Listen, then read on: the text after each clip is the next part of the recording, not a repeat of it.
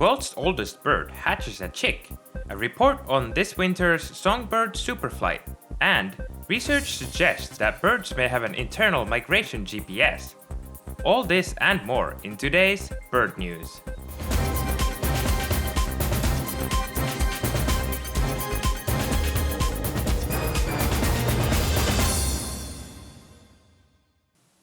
Hello, I am Sentry. Welcome to Bird News, the #1 source for the news that birds care about. Wisdom the albatross, the oldest known wild bird in history, became a mother once again on February 1st, according to Smithsonian Magazine. Wisdom is a Laysan albatross that was banded in 1956 by scientists on a remote North Pacific atoll. Wisdom has been studied by the US Fish and Wildlife Service ever since, helping us better understand the life and longevity of seabirds. Before Wisdom's banding, the lifespan of the Laysan albatross was believed to be only 40 years. She's now known to be at least 70 years old and has raised at least 35 chicks over her life. According to US Fish and Wildlife Service, Wisdom and her mate Akea Kamai have been together since at least 2010. Scientists are excited to see her return to nest on the atoll year after year. Albatross only lay one egg per year, so every chick is important to their population. Wisdom and Akea Kamai have to work hard to raise their new chick, taking turns caring for the chick and finding food around Midway Atoll.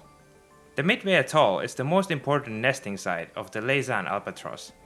Millions of albatross congregate there every year. Across the United States, birders are observing one of the biggest eruption years in recent times. According to Audubon, this past year has been labeled as Songbird Superflight. Feeders in the south have been full of every species of northern birds, as tens of thousands of them are flocking south to the United States. Pine siskins, common redpolls, and evening grosbeaks are among the most plentiful erupted birds. According to Audubon, the superflight seems to be driven by lack of food in the boreal forests where the birds live. The birds travel south to ensure they have enough to eat to survive the winter. Birders across the country are excited to see large numbers of birds on their feeders.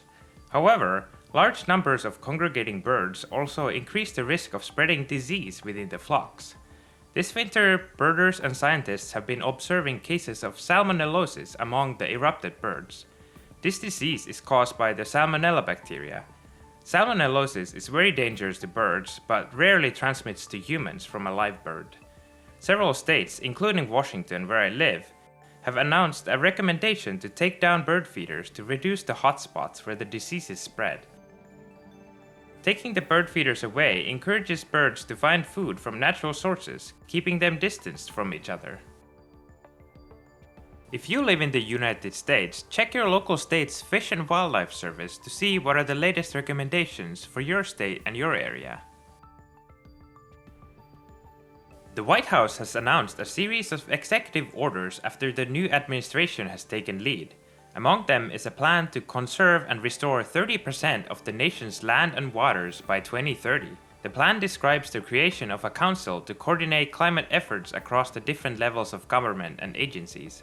National Audubon Society has announced that this commitment will help address the growing concerns of habitat loss for birds in a way that also takes into account the local communities of the affected areas.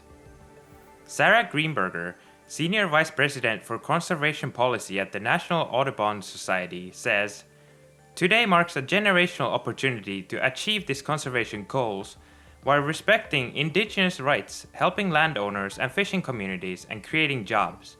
Now is the time to prove once and for all that with good science, stewardship, and partnership, we can restore and work our lands and waters at the same time."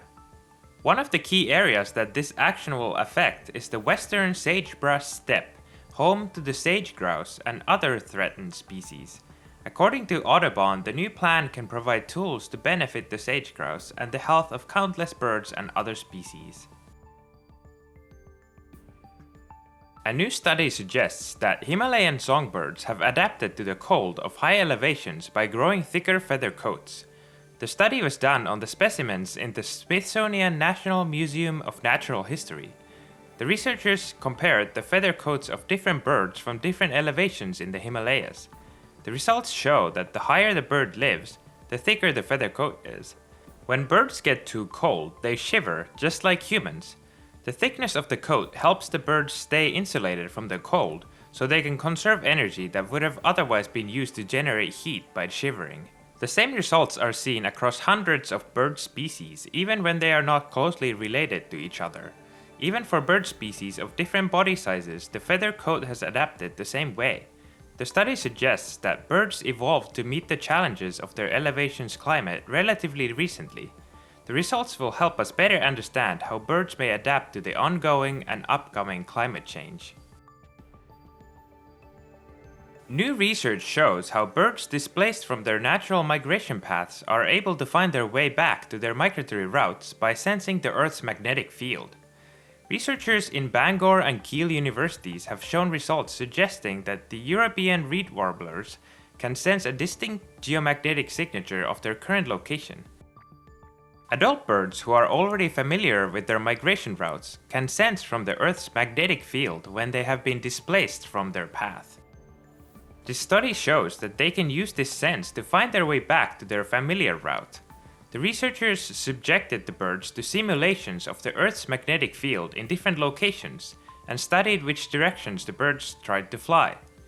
The birds oriented themselves to fly in a direction which would lead them back to their migratory path from the location suggested to them by the magnetic signals they were experiencing. This shows that the Earth's magnetic field is the key factor in guiding reed warblers when they are blown off course. It shows that this sense is more complex than just a compass, allowing them to sense not only their direction but also their location. That's all for today. My name is Setri. See you again next time on BirdNews.